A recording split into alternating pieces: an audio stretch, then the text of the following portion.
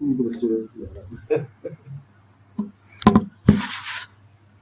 हम Benjamin Ross की documentary the testament the story of the Moses पर बात कर रहे हैं कि मोजेस एक ऐसे व्यक्ति हुए हैं जिसका कनेक्शन 3 धर्मों से रहा है। बेसिकली सबसे बड़ा धर्म तो यहूदियों वाला रहा है। उसके बाद बाकी 2 धर्मों से ईसाई धर्म और इस्लाम धर्म से क्या उनकी एक अवधारणा और क्या उनका एक जुड़ाव है, उस पर भी बात करेंगे। और टेस्टामेंट ऑफ द मोजेस में ये बताया गया है कि मिस्र की राजधानी में जब फ़ेरो का राज है और वहाँ फ़ेरो अत्याचार कर रहा है हिब्रू लोगों पर और आतताई है एकदम, और फ़ेरो जो भी व्यक्ति बनता है उसमें एक अमानवीयता, एक क्रूरता विकसित हो जाती है और वो इस हद तक अमानवीय हो जाता है कि मनुष्य की परिभाषाओं को नए गढ़ने की आवश्यकता पड़ती है। मान लो कि भाई मनुष्य, एक अच्छा मनुष्य क्या हो सकता है, अच्छा लीडर क्या हो सकता है, अच्छा पथ प्रदर्शक क्या हो सकता है। आपको सबको एक दायरे में खड़ा करके क्वेश्चन मार्क खड़ा हो जाएगा कि जो भी व्यक्ति फ़ेरो बनता है, मतलब फ़ेरो की कुर्सी में, मतलब जैसे कहा जाता है कि भाई ये पावर का गेम है और इस कुर्सी पे बैठते ही व्यक्ति का जो एक बोध था, उसकी नैतिकता थी या उसके ट्रू और फॉल्स थे, सही गलत थे, वो कुर्सी पे बैठते ही सब कहीं हवा में उड़ जाते हैं। मतलब फ़ेरो की गद्दी, कोई भी सत्ता की गद्दी आप देख सकते हैं। फ़ेरो की गद्दी एक उदाहरण है कि भाई सत्ताओं का जो खेल होता है वो कैसे चलता है कि शोषण और शोषित की जो साइकिल है, वीक और स्ट्रॉन्ग की जो साइकिल है, और आपकी जो एक साइकिल चलती है तो वो ऐसे ही चलती है कि सत्ताओं का हस्तांतरण जो होता है, सत्ताओं पर काबिज होना और सत्ताओं का एक आधिपत्य बना रहे। सत्ताएं फले फूले क्यों होती है? सत्ताएं फले होती है, कमज़ोर को आप अपने गुलाम बना के रखते हैं तो सत्ताएं फलती फूलती हैं, और आप उनको एक पपेट बना के रख देते हैं या अपना एक डॉग बना के रख देते हैं,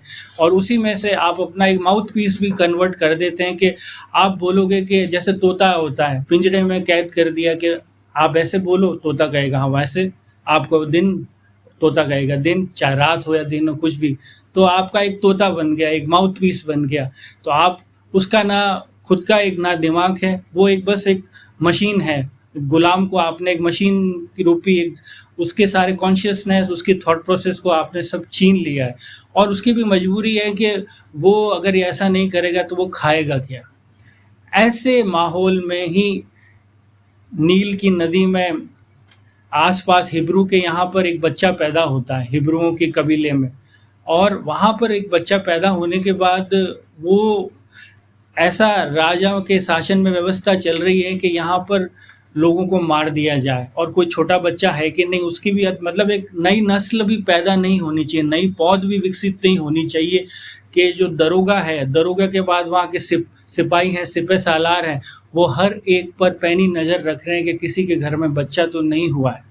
और वो राजा जो फ़ेरो जो भी विकसित होता है रेमसेस के शासन में, जो इजिप्ट की राजधानी है, तो वो इतनी जैसे सीसीटीवी की माफिक नज़र रखता है कि भाई कहीं कोई नया बच्चा तो नहीं हुआ है, नया बच्चा कहीं बगावत के स्वर में तो नहीं आ जाए। और बगावत के स्वर किसी भी शासन व्यवस्था को पसंद नहीं होते हैं, क्योंकि जो आपके थॉट प्रोसेस को चुनौती देगा उसको आप कभी पसंद नहीं करेंगे। चाहे घर में भी हो सकता है, एक समाज में हो सकता है, एक शहर में हो सकता है, या एक देश में हो सकता है। मतलब विपरीत विचारधारा या थोड़ा सा धारा के विपरीत बहने वाला या चलने वाला व्यक्ति, चाहे वो आपको परेशान भी नहीं कर रहा हो, फिर भी वो आँख की किरकिरी जो टैगोर की का रचना है वो उसकी तरह परेशान करता है। तो ये बार-बार ये तो कोई और एक बच्चा पैदा हो गया, अब इसको बचाया कैसे जाए? और उसको नील नदी में छोड़ दिया जाता है टोकरी में, जिसको वो नोआ का आर्क भी कहा गया है कि जिस तरह से नोआ का एक आर्क विकसित होता है, और वहाँ पर बेतिया जो है फ़ेरो की बेटी, उसको बच्चा नहीं हुआ, वो बड़ी परेशान है, और लकीली वो बच्चा उसको मिल जाता है बेतिया को, और बेतिया को बच्चा मिलता है और वो कहती है अपनी दासियों से जो उसके साथ में थी कि भाई इसकी पहचान हम छुपा देंगे, हम कभी नहीं कहेंगे कि ये हिब्रू की औलाद है या हिब्रुओं ने इसको जन्म दिया है, इसको तो हम कहेंगे कि मिस्र का ही है और हमारे शाही ख़ानदान से संबंध रखता है। तो इसकी पहचान हम शाही ख़ानदान के रूप में, एक चिराग के रूप में, एक हमारे इस ख़ानदान से संबंध रखने वाले एक राजशाही व्यक्ति के रूप में ही करेंगे, और वो पहचान एक अवधि तक छिपी हुई रहती है। लेकिन जैसे ही वो बड़ा होता है तो उसके अंदर जो उसका मूल स्वभाव है वो कहीं न कहीं रिफ्लेक्शन होता है और बार-बार उसको कुछ अलग अनुभूतियाँ भी होती है। और वो पहली बार जब दरोगा को मारता है, क्योंकि वो अत्याचार बर्दाश्त नहीं कर पाता है। जब यो युवक हो गया, एडल्ट बन गया पहली बार, मोसेस युवा होते ही अत्याचार बर्दाश्त करने नहीं कर पाता कि इसको छोड़ दो, और वो उसको पत्थर या ईंट से मार देता है, उसका सर फोड़ देता है। उस गुलाम का या दरोगा, जो भी आप कुछ भी, दरोगा का सिर फोड़ देता है। और फिर उसको कहते हो हिब्रू का जो जिसके ऊपर अत्याचार कर रहा था कि यहाँ से तुम भाग जाओ। और वहीं से उसके अंदर भी पता चलता है कि मैं कुछ अलग हूँ, मैं कुछ भिन्न हूँ। और फिर वो सोचता है कि मुझे यहाँ से भाग जाना चाहिए। अगर मेरे इस एक्शन के बारे में पता चल गया कि फ़ेरो में, चाहे राजा को पता चल गया और मेरे मामा को पता चल गया, तो ये अच्छा नहीं होगा। और वो एक कबीला मेरिडियन में भाग के चला जाता है और वहाँ पर जिथ्रो मिलते हैं, एक पुरोहित होते हैं। जिथ्रो की बेटी से उसका एक लव होता है और वो उसकी वहाँ शादी हो जाती है। और वहाँ पर फिर उसके अंदर रात को बेचैनी होना और सिनाई के पर्वत और पहाड़ों पर कुछ नज़र आना कि कुछ अलौकिक लौ जल रही है, कुछ आग जल रही है। उसको बार-बार सपने में ये नज़र आता है और वो अपनी पत्नी को बार-बार कहता है कि वहाँ कुछ है। और वो कहती है कि इतने साल से हम तो बचपन से सिनाई पर्वत को देख रहे हैं, वहाँ तो कुछ है ही नहीं। ये आपका एक भ्रम हो सकता है, मति भ्रम तो नहीं है कहीं? ये मति भ्रम की अवस्था भी हो सकती है। नहीं, वो कह रहा है कि मेरे अंदर एक कॉन्शियसनेस मुझे कह रही है कि वहाँ पर कुछ है। और वो सिनाई की पर्वत की यात्रा करता है और वहाँ देखता है कि कई सालों से वहाँ एक लौ जल रही है, बहुत बड़े स्तर पर लौ जल रही है, या कह सकते हैं कि आग की बड़ी लपट है। और वो लपट मूसा से या मोसेस से संवाद करती है। वो एक पीड़ा है कि कुछ नागरिकों के लिए जो गुलाम हैं, जो पीड़ा भोग रहे हैं, उनके दुख में वो लपट इस तरह से एक लौ के रूप में जल रही है। वो मोसेस से संवाद करती है कि तुम्हें मेरे द्वारा कुछ चीज़ों को करना पड़ेगा, मेरे द्वारा कुछ चीज़ों को करना पड़ेगा, और तभी तुम चाहते हो कि हिब्रू लोगों की मुक्ति हो। तो अगर मेरे बताए मार्ग पे तुम चलोगे, या मैं जैसा जैसा तुम्हें बताता रहता हूँ कि इस अवधि पे तुम्हें ऐसा सोचना है, ऐसा करना है, तो ही हिब्रू लोगों की मुक्ति संभव हो सकती है, नहीं तो उसके अथवा मुक्ति संभव नहीं है। तो वो वापस जाता है, अपनी पत्नी को बात कहता है कि भाई इस तरह से कुछ है और मुझे वापस इजिप्ट लौटना पड़ेगा, और इजिप्ट लौट के ही मैं हिब्रू लोगों की मुक्ति के लिए कुछ कर सकता हूँ। मुझे ईश्वर का संदेश आया है। अब वो पत्नी विश्वास नहीं करती। पत्नी पशुपेश की स्थिति में, दुविधा में है कि ये क्या बकवास कर रहे हो, हम सब तो एक आम नागरिक हैं, तुम भी कहीं से छुपते छुपाते आए थे। लेकिन अभी तक उसने अपनी पहचान बताई नहीं थी, बस वो कहीं से आ गया, राहगीर है। और राहगीर को वो एक ठीक व्यक्ति मानते हैं, तो अपने कबीले में शामिल कर लेते हैं ताकि पिता के जित्रों की भी मदद हो जाए। पुरोहित है जो उस गाँव का सरदार का तो मदद, लेकिन वो अपनी पहचान बाद में डिस्क्लोज करता है, पता चलता है, और वापस वो इजिप्ट लौटता है। लौटने के बाद गोशेन में जाता है। गोशेन ऐसी जगह है जहाँ पर हिब्रू लोग रहते हैं, और कई सालों से हिब्रू लोग इस तरह से रह रहे हैं कि उनके जीवन में कुछ भी नया हो, ताकि वो फ़ेरो तक या वहाँ के किसी गुप्तचर को भी पता नहीं चले। तो वहाँ वो जाता है, और वहाँ एक ईश्वर कहते हैं कि वहाँ तुम्हें एरोन नाम का एक व्यक्ति मिलेगा, वो तुम्हारा भाई है। और वो मदिरालय में जाता है और उसको एरोन मिलता है। एरोन मिलते ही कि कैसे पता चलेगा कि वो तुम्हें पहचान लेगा। फिर वो बताता है कि तुम हो तो हिब्रू ही, लेकिन बचपन में वो घटना बताता है नील नदी के किनारे जो हो गया था, तो तुम्हारी बायोलॉजिकल मदर अलग है, और जिसने बीथिया ने तुम्हें जो पाला था वो तुम्हारी 2 माएँ हैं। और वो एरोन फिर अपनी रियल माँ के पास ले जाता है, माँ मिलती है, और फिर उसको भी समझ में आता है कि वाकई में मैं हिब्रू ही था, जिसको उन्होंने ले लिया था राजा की बेटी ने। और वो राजा की बेटी से, यानी कि अपनी उस माँ से भी मिलता है जिसने उसको पाला था, उससे भी कई बातें करता है। और कहानी में घटनाक्रम ऐसे आगे बढ़ता है कि जैसे ईश्वर की इच्छा होती है कि कई सारे प्लेग के चरण आएंगे इस घटनाक्रम में, और इस प्लेग के 10 चरणों से ही ये हिब्रू लोगों की मुक्ति निकलेगी। और 10 चरण, या कह सकते हैं कि जो हमारे टेस्टामेंट में आते हैं 10 कमांडमेंट्स, 10 चरण से ही निकले होंगे, सब चीज़ें जुड़ी हुई है आपस में। तो वो 10 चरण प्लेग के ऐसे आएंगे कि राजा के कॉन्शियस को टेस्ट करेंगे, जो भी फेरो है, आज अब इसके मामा फेरो बने हुए हैं, कि तुम्हारी बुद्धि इस गुलाम प्रथा, इस शोषण की प्रथा के लिए बदल रही है कि नहीं बदल रही है। तो वो 10 ऐसे चरण आते हैं, सब कुछ नष्ट हो जाता है, फिर भी वो विश्वास नहीं कर पाता है। मतलब उसका बेटा तक मर गया। अंत वाला चरण में आता है कि भाई जो भी इस कुल के, इस इजिप्ट के पहले बच्चे हैं वो सब मर जाएंगे। अंत का जो चरण आता है, प्लेग जो आता है, उसके बावजूद भी उसके दिमाग में प्रतिशोध और बदले की भावना जस की तस बनी रहती है। और प्रतिशोध और बदले के लिए कहता है कि ऐसे तो थक हार के कह देता है कि तुम अपने लोगों को यहाँ से ले जाओ और अब मुझे कुछ नहीं चाहिए। फिर भी उसके दिमाग में आता है कि नहीं, मैं बदला तो लूँगा। और पीछे पीछे उसकी सेना, और वो भी रथ पर बैठ कर आता है, और फिर वो देखता है रेड सी को कैसे पार करेंगे। और वो तो ईश्वर का दूत है, ईश्वर तो उसको संदेश वाहक के रूप में हर जगह एक पथ प्रदर्शक करेंगे, उसको मार्ग बताएंगे कि भाई यहाँ से यहाँ जाना है, यहाँ से यहाँ जाना है। तो वो रेड सी के लिए, रेड सी समुद्र में से भी एक मार्ग निकलता है, ताकि आपको वहाँ कैनन की तरफ जो रास्ता जा रहा है उसके और नज़दीक तक पहुँचा जा सके। और रेड सी को पार करके वो दूसरे स्थान पर पहुँचते हैं, और वो पीछे पीछे वो सेना हमला करती है, लेकिन वो पूरे ही सेना समुद्र में डूब जाती है, क्योंकि वो समुद्र वापस, जो मार्ग बनाया था वो समुद्र वापस मिल जाता। समुद्र जिस आकार में था और जिस हिलोरे उसमें थे, जो पछाड़ खा रहा था, और समुद्र का जो रूप था वो जस का तस वापस उसी रूप में, उसी अवस्था में आ जाता है। तो वो पूरी सेना उसमें डूब जाती है।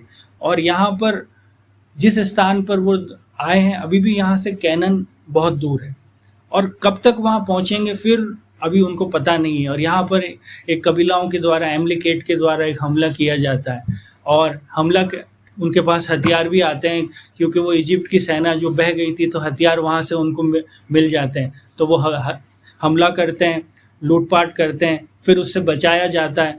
फिर वापस मोसेस को लगता है कि अब यहाँ से कहाँ जाया जाए, मैं वापस ईश्वर से संवाद करने के लिए वापस पहाड़ी पर चढ़ूँगा।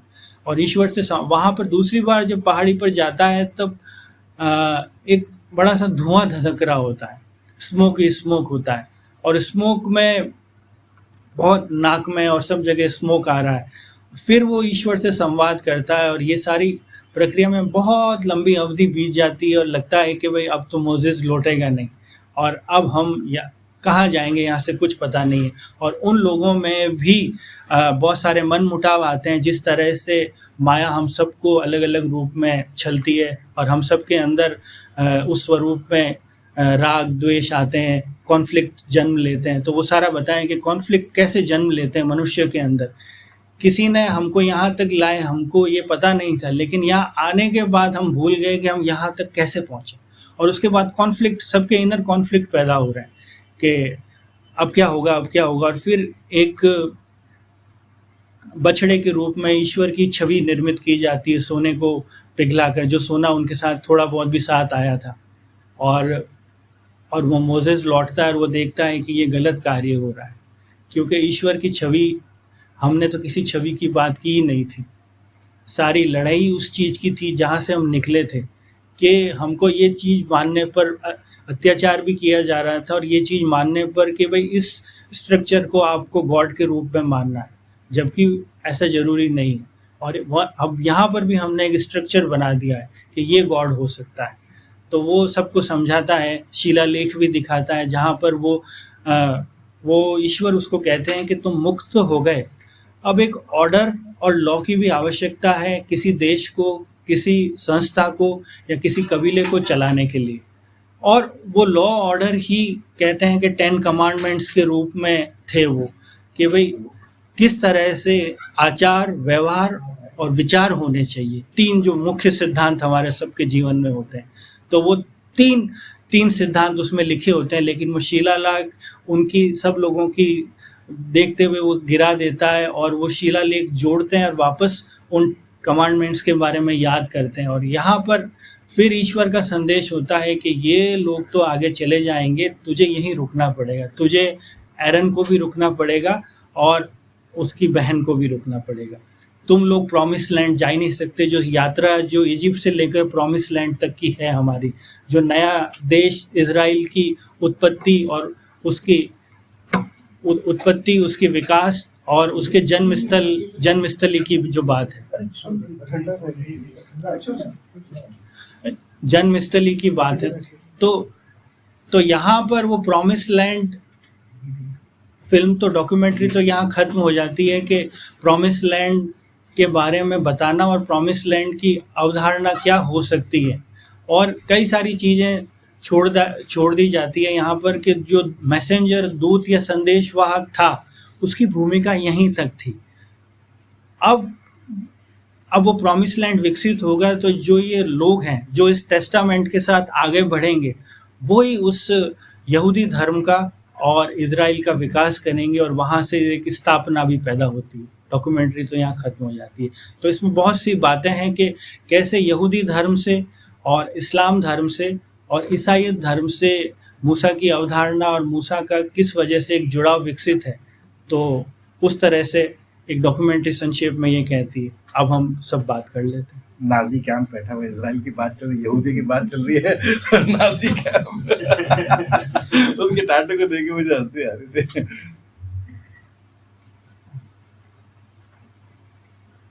सर ने काफी कुछ बताया। जैसे इस्लाम धर्म में कुरान में जिस पैगंबर का सबसे ज्यादा डिस्क्रिप्शन आता है, मूसा अलैहि सलाम बोलते हैं मोसेस को। हजरत मूसा का 136 टाइम डिस्क्रिप्शन आया है कुरान के अंदर। और इस्लाम के अंदर हमारे मानते हैं कि 4 बुक्स ऊपर गॉड ने भेजी थी। उसमें से सबसे फर्स्ट थी तौरात, जो जूइस है, यहूदी लोगों की होली बुक है तौरात। और इस तौरात में ही मोसेस की लाइफ के ऊपर 5 बुक्स का डिस्क्रिप्शन है। ऑक्सीडस, जो पलायन करते हैं उसको, तो फर्स्ट बुक हमारी तौरात का कहते हैं। उसके बाद नेक्स्ट ज़ेरुट करके एक बुक थी जो दाऊद अलैहिस्सलाम थी। किस तरह से जैसे ये इजराइल में जूइस आके किस तरह से आगे बादशाही आई थी, ये सब उसके अंदर भी डिस्क्रिप्शन है। फिर इंजिल आई थी जो बाइबल का बहुत पुराना मानते हैं। और उसके बाद कुरान है। तो कुरान के अंदर मेंशन है ये तीनों धर्म, यहूदी, ईसाई और इस्लाम, इब्राहिम के वंशज में से। इब्राहिम के 2 सन हुए थे, इसहाक और इस्माइल। और इसहाक जो थे हमारे जो पैगंबर है, मुस्लिम जिनकी उम्मत है, मोहम्मद साहब, उनके वंशज में से माने जाते हैं। और जो इस्माइल थे उनके बेटों में से एक हुए थे याकूब, जिनको इजराइल भी कहते हैं। बनी इजराइल इस डॉक्यूमेंट में भी नाम आया है। बनी इजराइल को बाहर लेके जाना है। बनी इजराइल मतलब ही ये जो इजराइल के वंशज थे, याकूब भी नाम है उनका। तो यहाँ जो ये हिब्रू है, सबसे पहले ये कैनन साइड में या लेबनान जो थे वहीं से थे, लेकिन वहां से ये लोग आ जाते हैं। और 400 साल तक मिस्र के अंदर इनकी को गुलाम बनाया जाता है। मिस्र वाले दूसरे लोगों को एक्सेप्ट नहीं करते हैं और उनको मजदूर भी चाहिए। मिस्र के हम पिरामिड्स वगैरह देखते हैं, और चाहे मम्मीज देखिए, कोई भी मूवीज या डॉक्यूमेंट्री भी देखिए, तो उनको लेबर बहुत चाहिए था। और एक तरह से रिच भी थी, उनको गोल्ड वगैरह ये सब प्यारा था। और एशियन टाइम में भी चाहे लोग हर चीज को, चाहे पानी है उसको पूछते थे, पेड़ों को पूछते थे, सिंबल्स थे। इसमें भी आप देखो थ्रोन जो है इजिप्ट का, उसमें एक कोबरा का सिंबल है, सांप का। तो वो एक देवी का फॉर्म है, उनको शक्ति मिलती है उनके देवताओं पे, और हमारी रक्षा करते हैं। तो एक नेकलेस टाइप पहना हुआ है किंग्स के भी, क्या हमारी रक्षा करते हैं, और सबसे पावरफुली हम है। तब जब मोसेस का बताई दिया है कि पानी के अंदर इसमें टोकरी में उसकी मदर बचाने के लिए, क्योंकि प्रोफेसी होती है कि हिब्रूज ही एक दिन खत्म कर देंगे आप लोगों को। इस प्रोफेसी की वजह से ही जो किंग होता है इजिप्ट का, वो चाहता है कि सारे हिब्रू बच्चे जो है उनको मार दिया जाए। इसमें उनकी मदर अपने बच्चे को बचा लेती है। और हिंदू मान्यता में भी कुंती का पुत्र का है, वो भी टोकरी में कृष्ण की जो स्टोरी है, वो मोसेस की और कृष्णा की स्टोरी पैरेलल में देखें तो बहुत आइडेंटिकल है। को मारने के लिए भगवान कृष्ण के साथ यहाँ पे जैसे सिंबल्स यूज हुए पानी का। पानी हमारे लाइफ में बहुत बड़ा सोर्स है जीवन का। तो मोजेस की लाइफ का भी जो चेंजेस आता है जीवन का, वो नील नदी का दिखाया किस तरह से नील नदी में उनको बहा दिया जाता है। सेकंड, यहाँ पे सिंबल इसी नदी का, इजिप्ट वासियों के लिए भी नील नदी इनका मेन सोर्स होता है पानी का, लेकिन जब वो महामारी आती है और पूरा ब्लड कर देते हैं ऊपर वाले, उनके ऊपर जो प्रकोप भेजते हैं माइथोलॉजी के अकॉर्डिंग, तो रेड हो जाती है, ब्लड ही ब्लड पानी हो जाता है। तो एक तरह से पानी को यहाँ दिखाया किसी के लिए जन्म का प्रतीक है, किसी की लाइफ स्टार्ट हो रही है, दूसरी तरफ पनिशमेंट का फॉर्म में दिखाया। फिर यहाँ पे जो सिंबल दिखाया है सिनाई का पर्वत, जिसको हम तौरात कुरान के अंदर तो तूर का पहाड़ बोला जाता है, जहाँ पे जब ये यहाँ डॉक्यूमेंट्री में, क्योंकि यहाँ जो मुस्लिम कई लोग हैं इसको क्रिटिसाइज भी कर रहे हैं, जो मिस्र अधिकारी को यहाँ पे वो पत्थर से मारते हुए दिखा रहे हैं। कुरान के अंदर इसमें मेंशन है कि वो एक पंच मारता है, उससे डेथ हो जाती है और उसके बाद वो माफी भी मांगता है, शैतान वाला काम हो गया मुझसे।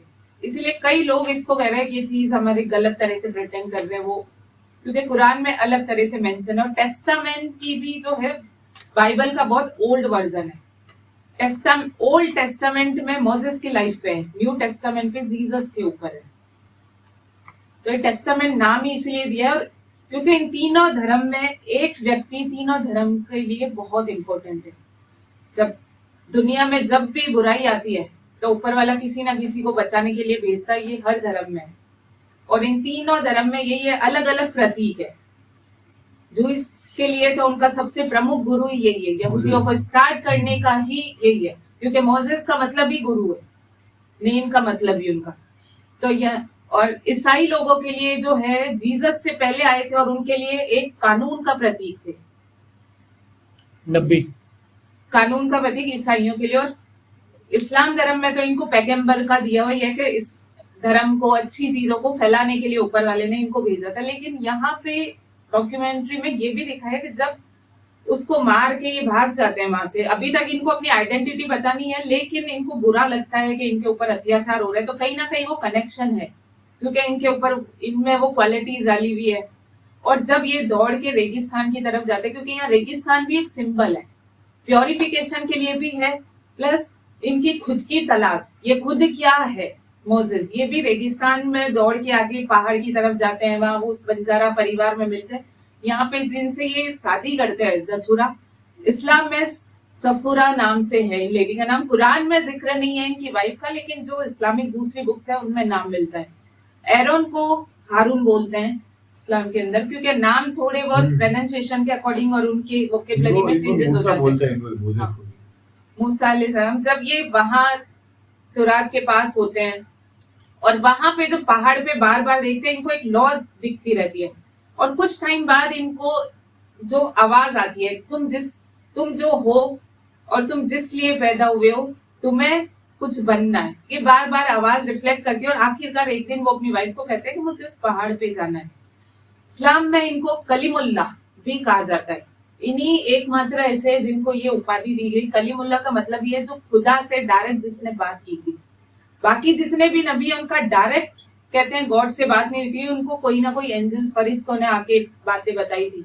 लेकिन इनको कलीमुल्लाह, जब ये वहां तोर के पहाड़ पे जाते हैं और वहां पे कहा ही ये जाता है कि पवित्र जमीन है, आप अपने जूते भी उतारो, और वहां पे इनको एक्चुअल में ये मिलता है कि आपको अपने लोगों को बाहर निकालना है, उन लोगों को रिहा करवाना है, वहां से गुलाम जो बना रखा है हिब्रूज को बाहर निकालना और एक नई भूमि पे प्रॉमिस करते हैं गॉड ये जाना है। तो यार रेगिस्तान में पहला सिंबल इनका यही बताया कि ये खुद जो एक आम इंसान से जो प्रॉफिट बने, पैगंबर बने, मैसेंजर, वो रेगिस्तान से ही इनकी जर्नी स्टार्ट होती है। और जब वापस ये अपने लोगों को बचा के लाते हैं, जब वो समुद्र के दो टुकड़े हो रहे हैं, पानी का यहाँ पे भी सिंबल है कि उस रेड सी को जो है ऊपर वाला रास्ता बना देता है और वहां से वो निकल जाते हैं और फेरो जो है उनको ऊपर वाला पूरा डिस्ट्रॉय कर देता है। तो यहाँ पानी, एक तरफ पानी किसी को आगे के लिए रास्ता दे रहा है और एक तरफ उनको डिस्ट्रॉय कर रहा है। और फिर जब वापस ये आते हैं तो उस टाइम पहले गॉड इनको हर वक्त डायरेक्शन देते हैं मोसेस को, लेकिन जब वो रास्ता लेके उस दूसरी जगह चले जाते हैं तो फिर गॉड की आवाज आना बंद हो जाती है। ऐसे में वो अपनी वाइफ को भी कहते हैं मुझे वापस उस पहाड़ पे जाना पड़ेगा। जैसे इस डॉक्यूमेंट्री में बताया 40 इयर्स का कॉन्सेप्ट इस्लाम में अलग दिया हुआ है और 40 डेज जब वो उनको लेके चले जाते हैं वहां, वो सब डेरा डाल के रहते हैं 40 डेज तक वो वहां रहते हैं पहाड़ पे, और वहां पे जो गॉड से उनका कन्वर्सेशन होता है वो 10 कमेंडमेंट्स, और जैसे हमारी धर्म में है कि वो जो बुक है तौरात, उनको उसकी सारी गाइडेंस मिलती है। और इन 40 डेज के अंदर पीछे जो है लोग थोड़ा जो है कॉन्फ्लिक्ट, जो द्वंद आने लगता है कि क्या वापस आएंगे या उनकी डेथ हो गई है। यहाँ 40 इयर्स बताए, लेकिन इसके बाद 40 इयर्स स्टार्ट होता है, क्योंकि ऊपर वाले ने जो उनको प्रॉमिस किया था कि मैं नई जगह लेके जाऊंगा, लेकिन यहाँ लोग जो भी वो सोना लेके आते हैं, जितने भी लोग, उनको गला के वो एक बछड़ा जो होता है गाय का, उसके फॉर्म में एक बना देते हैं पूरा सोने से भूत बना के, और उसको पूजने लगते हैं, उसकी पूजा करने लगता है कि ये देवता है, ये हमें देगा। क्योंकि जो सेकंड चैप्टर है कुरान का, सूरह बकरा, उसके अंदर बहुत ज्यादा डिस्क्रिप्शन है। बकरा सबका मतलब ही अरबी में गाय के कहते हैं, गाय के बछड़े को। तो इसमें मूसा अलैहि सलाम के बारे में भी काफी कुछ दिया हुआ है। जब वो वापस आके ये सारी चीज देखते हैं, ये चीज तो वहां पे भी हो रही थी, मैं इसी चीज से बचा के लाया आपको, और आपने ये चीज क्या कर दिया। कोई ना कोई, क्योंकि इन चीजों के लिए, गाइडेंस के लिए कोई ना कोई पावरफुल बन जाता है, और पावर आते ही किसी के भी हाथ में, वो गलत तरह से डिस्ट्रक्शन हो ही जाता है।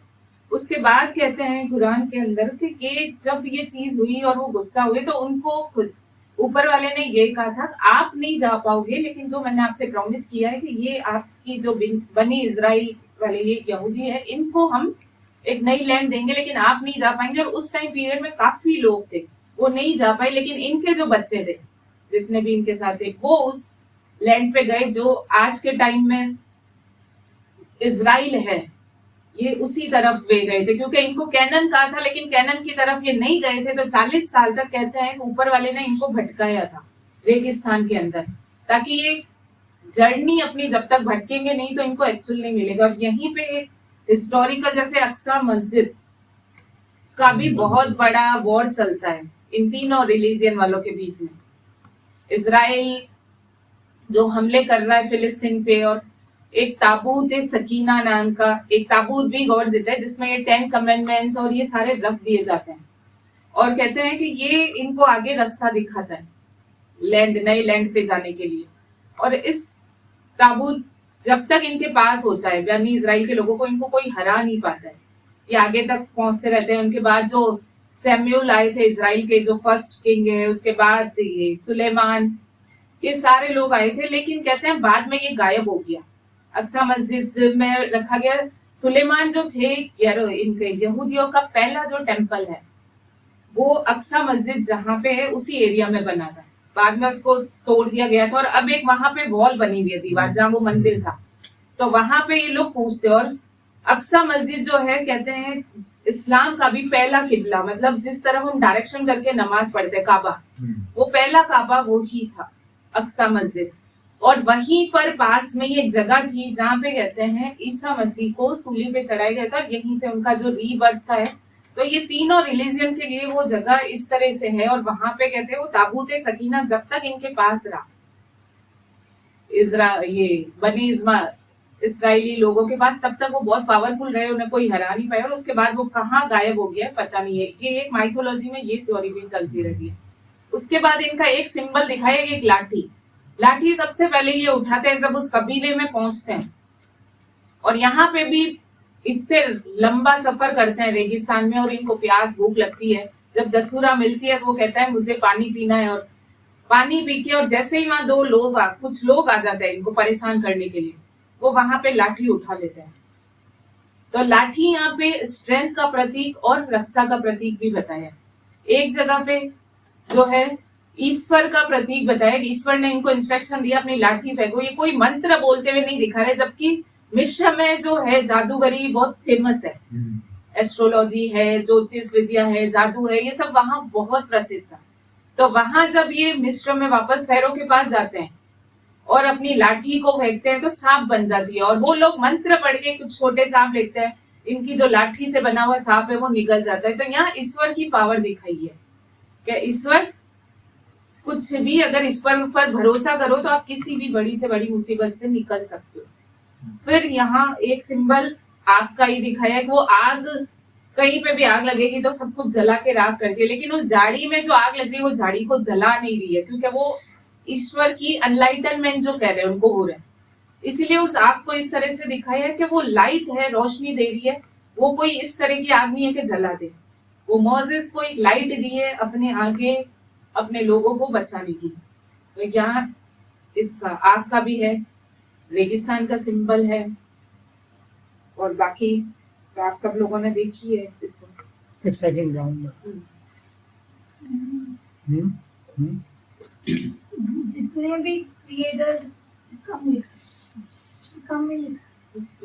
जस्ट मैंने 2-3 पॉइंट से इसलिए जितने भी क्रिएटर्स हुए हैं तो हमें सबको पता है कि हमेशा उनकी दो माएँ तो रही है, क्योंकि उनमें कुछ ना कुछ यूनिकनेस आएगी। तो वो कहाँ से आएगी? वो किसी तरह भगवान उनको एक एनलाइटनमेंट का जो सोर्स बना के भेजते हैं। वो हमें शुरुआत में तो पता नहीं चलता, लेकिन जैसे जैसे स्टोरी आगे बढ़ती है वो पता चलता है। और जैसे कि क्या था वो आर्क ऑफ नोआ, तो वो जो है सिंबल जो है वो टोकरी वाला, वो हम कहीं से भी कर ले हम कंपेयर, वो सब जगह पे होता है। जैसे गंगा वाले में भी है, मतलब कुंती वाले में जो अपने महाभारत का हो गया। फिर कृष्ण भगवान भी है तो वो भी इस तरीके से आए टोकरी में। तो मतलब एक तरीके से सिंबल ये है कि पानी एक बहुत बड़ा सोर्स बनता है और भी साथ में। और जिस तरह से उनको मतलब वो लाइट का दिखना, जो मूसेस है उनको लाइट जिस तरीके से दिखती है वो एक बहुत बड़ी बात है कि मतलब वो स्टार्टिंग कैसे होती है। आराम से नहीं मतलब ओवरऑल कहना यही चाहती थी मैं कि जो मूसेस है वो एक तरीके से लीडर्स हमेशा जब भी लीडर्स के हाथों में पावर आती है वो अपने आप को एरोगेंट समझने लग जाते हैं, या उनमें कह दो अहंकार तो आ ही जाता है। लेकिन हमें जिस तरीके से दिखाया है कि मूसेस जो है वो अहंकारी नहीं होते, वो एंड तक, वो लास्ट तक वो हम्बल ही रहते हैं और हमेशा अपने लोगों को गाइड करना, सपोर्ट करना, उनके लिए साथ चलना, सब चीज़ें हैं। उसके अलावा जो ज़िपोरा है, जो उनकी वाइफ है, ज़िपोरा है, हाँ ज़िपोरा जो है सपोर्ट, सबसे बड़ा सपोर्ट उनका भी है, क्योंकि अगर वो नहीं समझाती तो शायद वो आगे बढ़ते ही नहीं। तो वो भी चीज़ है। इसके अलावा जो सारे जो दीदी ने मेटाफॉर्स बताए कि मतलब जो डेजर्ट हो गया, वो भी एक तरीके से बहुत बड़ा उनके लिए सिंबल है कि डेजर्ट से ही उनकी लाइफ शुरू होती है और वो डेजर्ट पे ही जाके एंड हो रही है। और इसके अलावा जो लाइट, जो उनको वो लाइट मतलब भगवान है, एनर्जी के तौर में वो हमेशा आपके लिए प्रेजेंट है। आप एनर्जी के सोर्स से देखोगे, चाहे वो आज आप कह दो मूर्ति पूजा, तो वो सारी रिलीजन के लिए अलग अलग बिलीव में होते हैं। तो अब जो मूसेस है वो उनको वो मूसेस के हिसाब से वो एक चीज है जो एनर्जी के फॉर्म में ही एग्जिस्ट करती है, उनके लिए वो मूर्ति पूजा में एग्जिस्ट नहीं होती। लेकिन एनर्जी जो है वो इस तरीके से गाइड करती है सब चीज। एनर्जी हमेशा जो प्रेजेंट होती है उसके तौर पे हम देखें तो एनर्जी हमेशा कोई भी मतलब स्पार्क जो भी होता है वो गाइड करता रहता है। अगर आप उस स्पार्क को बिलीव करते रहो तो आप कहीं पे भी लाइफ में आगे बढ़ते रहेंगे और रुकेंगे नहीं। और उसके अलावा जो एक और सिंबल है कि वो उनको लैंड ऑफ नहीं, वो वाटर से निकले इसलिए उनको उनका नाम भी मोसेस दिया जाता है। इसलिए वो बतीहा जो है वो उनका नाम मोसेस रखती है, क्योंकि वो सन ऑफ वाटर कहलाएंगे से। तो वो उसके अलावा और भी चीज़ें हैं, जैसे कि जो बतिया है वो एंड तक मोसेस का ही मतलब सपोर्ट करती है कि किस तरीके से, क्योंकि उसे पता है कि जब उसने हाथ में लिया था तब वो किस तरीके से वहाँ पे पूरा एनलाइटनमेंट हो गया था साइड में, जो भी पानी वगैरह के साइड में था। तो उसे पता है कि नहीं, मोसेस में कुछ है ऑफ कोर्स। तो इसी कारण वो मोसेस को अपना वो बेटा बना पाई। और बेटा माँ है तो माँ हमेशा अपने बच्चों को एंड तक सपोर्ट करती है। और जो उसके अलावा और भी चीज़ें हैं, काफ़ी सिंबॉलिक चीज़ें हैं इसमें। इसके अलावा जो सिंबॉलिक चीज़ है वो ये है कि जब वो लोग सोचते हैं कि बस भगवान ने हमें गाइड करना बंद कर दिया है, उसी टाइम भगवान उनके लिए वो लास्ट में जो होता है सोर्स में दिखाते हैं कि लास्ट में अब उनको लगता है कि अब गाइड करना बंद कर दिया, लेकिन फिर भी भगवान उनके लिए एक रे ऑफ होप भेजते हैं, जो कि होती है 10 वो जो एकदम वो ड्यू जैसा दिखता है उनको, और उससे फिर वो ब्रेड्स बनाते हैं अपनी। वो भी एक तरीके से सिंबल है कि वो आप कितना भी होप खो दो, अगर आपके पास एक थोड़ा सा भी डिवाइन का एक अपर्चर है या फिर कुछ है, थोड़ा सा भी जो लाइट आ रही है, तो वो आप अपने आप को मतलब आप उस होप के लिए जिंदा रहो, उस होप से ही आप जिंदा हो। तो आज अगर वो भगवान अगर वहां पे वो एक चीज नहीं दिखाते तो वो लोग तो हो चुके थे। उनको तो ये लगा कि भगवान ने हमें सपोर्ट करना बंद कर दिया, लेकिन भगवान हमेशा आपके साथ है, आपको बिलीव करने की जरूरत है। और इसके अलावा जो चीजें हैं वही है कि मोसेस जो है, मोसेस और जब वो बोलते हैं कि जिस तरीके से फेरो जो है उसने शुरुआत में क्या करवाया था, क्योंकि उसने कहा कि सारी ब्लड लाइन इनकी भी क्लियर कर दो, मतलब एक भी फर्स्ट बॉर्न भी नहीं बचना चाहिए। पर फिर भी वो मोसेस को तो ये लोग बचा लेते हैं, लेकिन उसके अलावा जो जिस तरीके से दिखाया है कि वो जो फेरो है वो पहले मरवाते क्यों है, क्योंकि ताकि इनकी जो लाइन आके वो फेरो को ना मार पाए। ये वही हो गया, कंस हमेशा क्यों मरवाता था, कंस हमेशा इसीलिए मरवाता था क्योंकि कंस को भविष्यवाणी सुनाई दी थी कि तूने तो हमें मतलब जितनों को मारना था मार दिया, तेरा मतलब तेरे जो मारने वाला है वो प्रकट हो चुका है, तेरे लिए रूप अवतार ले लिया गया। तो वो कृष्ण वो क्यों अब वो कंस क्यों सोचता है कि मारना जरूरी है, क्योंकि वो कृष्ण को नहीं मारेगा तो कृष्ण एंड में उनको मार देंगे, जबकि वो भी उसमें भी मामा ही है, कृष्ण भी उनके कंस भी उनके कृष्ण भगवान के मामा है, और जो फेरो है वो भी इसमें इनके मामा है। तो मतलब एक तरीके से ये भी एक कनेक्शन है। तो उसमें मतलब क्लोज रिलेटिव्स भी कई बार अपने इस तरीके से इतना नेगेटिव हो जाती है चीजें। तो वही है कि कंस को मारना मतलब कंस भी कृष्ण भगवान को मारने के लिए इतने सारे बहुत सारी चीजें भेजते हैं, मतलब हर बार उसके लिए इतनी बुरी बुरी मतलब राक्षस हो गए, कोई मतलब डिजीजेस हो जाती है, कई बार और भी कुछ होता है, बहुत सारी चीजें, पर कृष्ण भगवान फिर भी सबको जिस तरीके से बचाते रहते हैं, वैसे ही मूसेस है, मूसेस भी हमेशा सबको बचाते हैं, सबके लिए सब कुछ करते हैं। इतनी सारी प्रॉब्लम्स आई, लेकिन हिब्रूज को कभी प्रॉब्लम नहीं आती थी, क्यों? क्योंकि मोसेस है, मोसेस नहीं होते और मोसेस के ऊपर वो लोग बिलीव नहीं रखते, तो फिर वो आगे नहीं बढ़ पाते।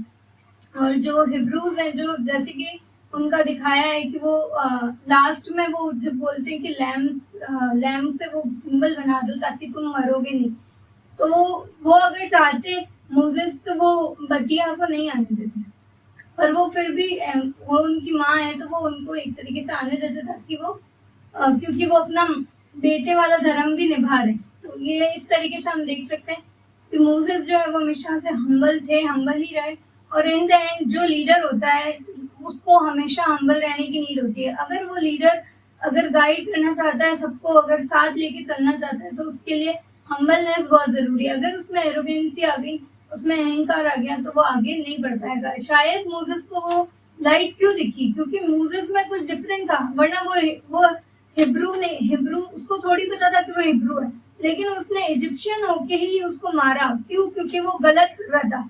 अगर वो अत्याचार को उस वक्त नहीं रोकता तो भगवान शायद उसको दिखते ही नहीं। उसको डिफरेंट क्यों लगा अपने में?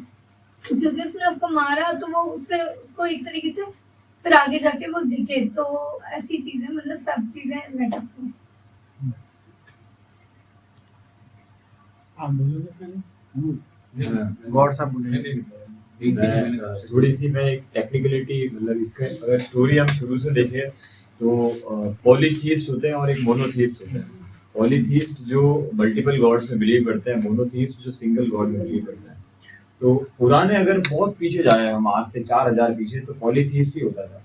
जैसे इजिप्शियन गॉड्स हो गए, या नॉर्स माइथोलॉजी हो गई, या हिंदू माइथोलॉजी हो गई, ये मल्टीपल गॉड्स में बिलीव करती है। तो उसमें अगर हम सारा देखें इंसाइक्लोपीडिया, जो भी नॉलेज अवेलेबल है, तो उसके अंदर हमें ये नजर आता है उस वक्त बहुत केओस था, रेप हो रहे थे, दारू बहुत ज्यादा कंज्यूम कर रहे थे लोग, एंड ये तो बहुत छोटी सी बात बोली मैंने, बहुत ज्यादा क्राइम हो रहा था और एक केओस मचा हुआ था सोसाइटी के अंदर। तो एक नए रिलीजन की जरूरत थी। तो उससे क्या हुआ, एडम और नोवा देखें तो बाद की बनाई हुई चीजें हैं, क्योंकि बिब्लिकल रिलीजन आ गए थे, उन्होंने पहले मेंशन करा कि एडम पहला इंसान था, पर जब एडम पहला इंसान हुआ करता होगा, मान लेते एडम पहला इंसान होता था, उस दौरान मल्टीपल गॉड्स में ही बिलीव किया जाता था। एडम को कोई बड़ा जानते ही नहीं थे। एडम का ओरिजिन ही बाद में किताबों में लिखा गया। तो हुआ ऐसा कि अब आया अब्राहम। अब्राहम जो है अगर हम देखें उसके अंदर कुरान में, तो इब्राहिम नाम से है। तो अब्राहम पहला मैसेंजर था अगर हम मोनोथीस्ट की बात करें, सिंगल गॉड में बिलीव करने वाले। तो उसके बाद आया मोजेस, और मोजेस के बाद आए जीसस क्राइस्ट, देन आए प्रॉफिट मोहम्मद। तो एक बिब्लिकल रिलीजन की ये टाइमलाइन है।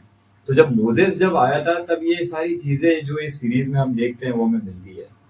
तो अगर हम ध्यान से देखें मोजेस की स्टोरी को भी, तो काफी पैरेलल है कृष्ण भगवान की स्टोरी से। तो अगर हम प्रैक्टिकली देखें तो हो सकता है ऐसा चमत्कार नहीं हुआ होगा, पर कुछ लेवल पर इन्फ्लुएंस किया होगा लोगों को।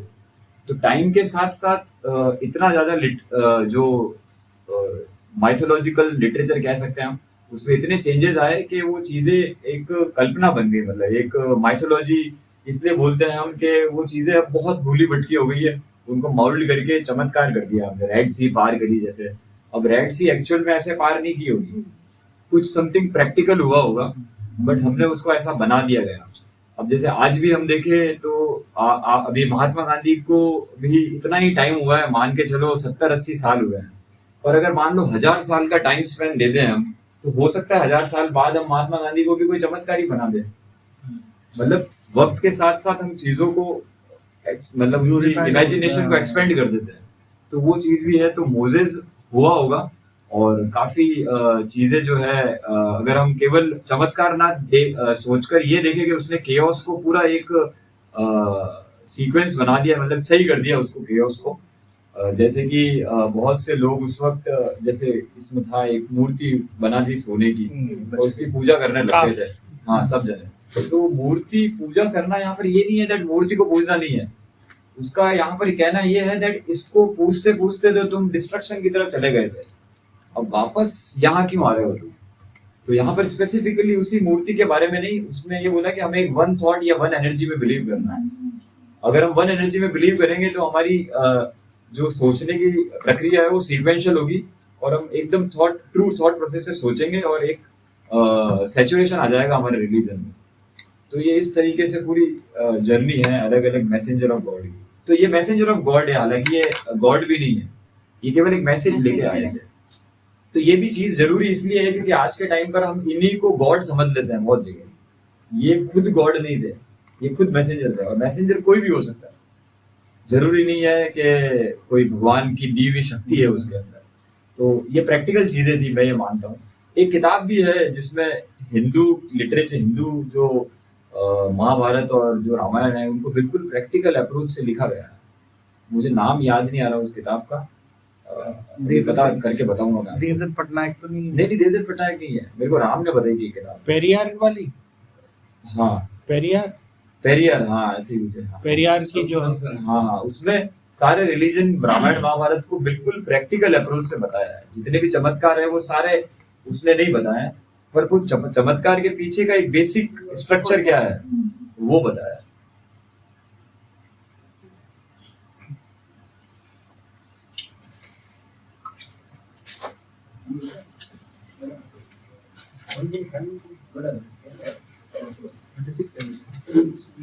आप सीधे बैठ जाते ना, आपको ठंड कम लगेगी। वो पानी की बोतल पानी नहीं यार ठीक है। उधर है। हाँ वो फिर दी थी सर।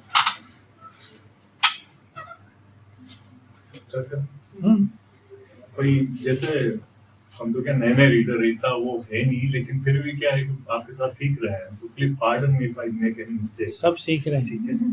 तो यहाँ पर सब दूत ही हैं, ईश्वर नहीं बने अभी। थोड़ा गंभीर माहौल हो गया सुनते सुनते, तो अभी सब रैंडम ही चल रहा है। हम इतने क्या सीरियस वो है नहीं, ठीक है। तो मैं इसको थोड़ा सा है ना सिंपल कर देता हूँ। ठीक है, सबसे पहले जो testament the story of the Moses है, टेस्टामेंट का मतलब यहाँ पर एक कॉन्ट्रैक्ट विद द गॉड है ना। तो जब भैया ने डाला तो सबसे पहले कि मोसेस के ऊपर डिस्कशन होगा, तो मैंने इसको गलत इंटरप्रेट कर दिया था उस दिन रात को। मैंने सोचा ये मंसूर और जुनैद वाली कहानी होगी शायद, लेकिन ये मोसेस की थी। तो जब ये मैंने, हालांकि मूवी देख रखी थी जो ये आपकी 10 कमांडमेंट है वो वाली, अब जब ये देखी तो एक बात लॉजिकली समझ में आई कि जो एक्चुअल मैथोलॉजी में होता है कि सरफेस पे कुछ अलग होता है और ये एक प्रकार की एल्गरी है ना, सरफेस पे कुछ अलग मीनिंग है और इंटरनली इसकी मीनिंग कुछ अलग है। अब जैसे कि हम यहाँ डिस्कस कर रहे थे, इन्होंने लॉर्ड कृष्णा के साथ कंपेयर किया। लॉर्ड कृष्णा के साथ कंपैरिजन मेरे हिसाब से थोड़ा ज्यादा हो जाता है। लॉर्ड कृष्णा वो प्रॉफिट नहीं थे, actually he was God himself. उन्होंने कहा मैं ही गॉड हूँ। अब इसको अपन थोड़ा सा डिस्कस करते हैं। तो मेरे जो मन में जो क्वेश्चन उठे वो क्वेश्चंस के थ्रू मैं इसको डिस्कस करना चाहूंगा। जो जो क्वेश्चन मेरे मन में आए, मेरे मन में ये था कि जो क्रिश्चियन और जो इस्लामिक रिलीजन है उसके स्टार्टिंग क्राइस्ट या ईसा मसीह और मोहम्मद साहब से ही हुई थी। ये बेसिक मुझे पता था। तो फिर जब ये सारा देखा तो फिर एक समझ में आया कि अच्छा, अब्राहम रिलीजन और इस्लामिक जुडिज्म और जो अपने क्रिश्चियनिटी उसके बीच की जो कड़ी है वो मोजेस है। ये समझ में आया। तो वो एक गालिब का एक छोटा सा वो था ना कि देखता कि तुम ही नहीं हो उस्ताद गालिब, कहते हैं अगले जमाने में मीर भी था। तो वो मीर वाला काम वो मोजेस का था। यहाँ पर अपन देखते हैं कि जो पार्ट फर्स्ट है उसमें मोजेस को एक किलर, एक मर्डरर के रूप में स्टार्टिंग में दिखाया जाता है। बाकी सब चीजें तो आपने डिस्कस कर दी, वो टोपी वाला सीन। तो ये एक्चुअली एक आदमी की इनर स्पिरिट को सुनना, उसके अंदर जो स्पिरिट थी, उसका अंदर जो व्यक्ति था, जो वास्तव में वो व्यक्ति था, उसने उसको सुना और इविल को खत्म किया। उसके बाद भी उसका रिमोर्स होना, उसका पछतावा होना, ये एक प्रोफेट की पहली निशानी होती है हर तरह की मैथोलॉजी में। उसके बाद में एक मर्डरर से मुक्तिदाता का जो सफर है उनका, वहां तक अपन चलते हैं। तो सवाल ये आता है कि सबसे पहले ये प्रोफेट आते क्यों है, आखिर ऐसा क्या है? ये मेरे मन में एक जेन्युइन सा क्वेश्चन आया कि यार हम बार बार देखते हैं कि बार बार कोई प्रोफेट आते हैं, मोहम्मद साहब आते हैं, मोसेस आया, हिंदू रिलीजन देखते हैं, बुद्ध हुए, महावीर हुए, ठीक है, जैसे मंसूर हुए, तो बहुत सारे प्रोफेट्स आए। तो आखिर ऐसा क्या था कि ये प्रोफेट्स आते हैं? देखिए, कोई भी जब रिलीजन होता है, जब वो अपनी अखाट प्रकाष्ठा पे पहुंच जाता है और आडम्बरों से ग्रसित हो जाता है, उसको रिफाइन करने के लिए, उसको वापस एक रिन्यूअल देने, एक रिवाइवल देने के लिए वो प्रोफेट की जरूरत होती है। बिल्कुल, यहाँ पर जो आपकी बात, जैसे टोरा क्या है कि एक किताब है, तो इसी तरह से भगवत गीता वो हमको ऑर्डर में लाने की एक किताब में लाने की किताब है। It is actually the ethics, वो एथिक्स ला रहे हैं, क्योंकि एक ट्राइब है, वो ट्राइब सिविलाइज नहीं है अभी, उसके पास खुद का कुछ सोचने का वे नहीं है। जो 10 आपके जो कमांडमेंट है वो एक इथिकल अप्रोच है उनको करने की। अब इसको जैसे भैया कंपेयर कर रहे थे, इसको आपने कृष्णा से कंपेयर किया। एक्चुअली हिंदू रिलीजन में क्या होता है, हिंदू रिलीजन में ये काम बहुत पहले हो चुका था। तो जब आप धीरे धीरे अंत तक पहुंचते हो, पहले आदमी आउटर स्फीयर की ओर जाता है, जैसे मूर्ति पूजा। अपन आते हैं मीरा और कबीर तक। तो मीरा और कबीर में अपन देखते हैं कि मीरा और कबीर एक्सपीरियंस के ऊपर जोर देता है, ना कि वो सीधे गॉड को, वो है ना, उनका जो है वो अनुभव के ऊपर जोर है, एक्सपीरियंस के ऊपर जोर है, गॉड की तरफ नहीं है सीधा सा। इसको अपन आगे लेके चलते हैं। अपन जब मोजेस की बात करते हैं तो मोजेस में की गई है माउंट सिनाई। माउंटेन्स का मैथोलॉजिकल, खासकर रिलीजियस मैथोलॉजी में बहुत बड़ा इसेंस है। जैसे हमारे यहाँ हिमालय है, जैन रिलीजन्स में अपन देखते सुमेरु पर्वत है, तो ये माउंटेन्स उस हाई पीक को बताते हैं। हम ऐसा मानते ईश्वर एक ऊंचाई पर है, इसके लिए इसका एक इसेंस दिया गया। तो ये एक एल्गोरिकली सिंबल है ईश्वर को बताने का। ईश्वर के लिए आपको माउंटेन्स के लिए जाना पड़ेगा। इसके बाद इन्होंने 40 डेज की एक टर्म यूज की, 40 डेज। अब 40 डेज को अपन अगर कंपेयर करें, इसको बोलते हैं आर्केटाइप। जो कार्ल जंग ने जो आर्केटाइप थ्योरी दी थी कि बहुत सारे अलग अलग जगहों पे सिंबल सेम होते हैं। जैसे मुझे याद है लिटरेचर में हम पढ़ते हैं किंग आर्थर, और वो यहाँ पर अपने राजा राम, ठीक है, तो लॉर्ड राम और वहाँ किंग आर्थर। तो वैसे के वैसे 40 डेज जो ये थ्योरी है, ये हमारे इंडियन मैथोलॉजी में 40 डेज वो बुद्ध एनलाइटमेंट से जुड़ी हुई है। बुद्ध का एनलाइटमेंट भी 40 दिनों में हुआ था। इसके बाद अपन एक चीज अपन देखते हैं, उन्होंने रेड सी, जैसे हम बार बार डिस्कस कर रहे थे, उन्होंने रेड सी को क्रॉस किया। एक्चुअली रेड सी यहाँ पर इल्यूजन, माया। तो उन्होंने, है ना, ईश्वर के ऊपर बिलीव किया, तो माया टूट गई, बिखर गई, उसको वो क्रॉस कर गए। ये सिंबलाइज कर। वहां पर एक सीन आता है, वहां पर बहुत सारे मेंढक हो जाता है ना। तो ऐसा नहीं है नील में पहले मेंढक नहीं थे, मेंढक थे लेकिन वो कम थे। तो जब कोई चीज कम होती है तब ठीक रहती है, अगर वो चीज अधिकता में आ जाए तो फिर वो विनाशकारी हो जाती है। तो ये एक प्रकार की एल्गरी है जो हमें गॉड मोजेस समझाना चाह रहे थे। लेकिन चूंकि ह्यूमन माइंड होता है, वो इतनी गहरी फिलोसॉफीज को अडॉप्ट करके वन जनरेशन से अदर जनरेशन में पास नहीं कर पाता। तो ये क्या करता है कि स्टोरी की फॉर्म में ले ली जाती है। जैसे अपन ने कहा कि 10 प्लेग्स, तो 10 रावण के सिर भी थे। हम देखते हैं कि रावण 10 तरीके से डायनेमिक रूप से सोच सकता था, लेकिन फिर भी हमने 10 सरों वाली ये एल्गोरी कर दी। वैसे के वैसे इनका जो 10 प्लेग्स है, 10 प्लेग्स, उसमें इनकी ईर्ष्या, अहंकार, एक बार उसकी ईर्ष्या टूटती, फिर उसका अहंकार जागता था, फिर उसका डर पैदा हो जाता है। इस प्रकार से 10 प्लेग से उसको डिफाइन किया। उसके बेस पे उन्होंने वापस 10 आपके ये जो टेस्टामेंट से वो दे दिए थे। इस प्रकार की बहुत सारी इसमें एल्गोरीज दे रखी है। तो ये जो फायर है, फायर हमारे रिलीजन में प्यूरिफिकेशन है ना। तो जब वो फायर को देखते हैं तो एक्चुअली उनकी जो साउल है वो प्यूरिफाई हो रही है। तो जब साउल प्यूरिफाई होगी तो आप किससे कनेक्ट होगे? सीधे गॉड से कनेक्ट हो जाते हैं। इस प्रकार की सारी चीजें इन्होंने बता रखी है। तो एक अंग्रेजी में जॉर्ज एलियट करके एक राइटर हुए हैं, जॉर्ज एलियट, जो कि जिनका एक्चुअल नाम मेरी एनी इवान था। तो उस समय लिख नहीं सके तो मैन नाम से लिखा जॉर्ज एलियट।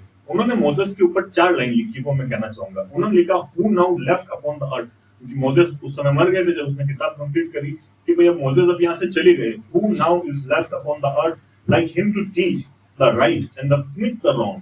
यानी कि अब हमें कौन बताएगा ये सही है और कौन बताएगा ये गलत है। मेरे हिसाब से ये जो the story of the Moses है वो एक प्रकार की एल्गरी है, जिसकी एक बहुत ही डीप मीनिंग है। जॉर्ज एलियट वाज ज्यू।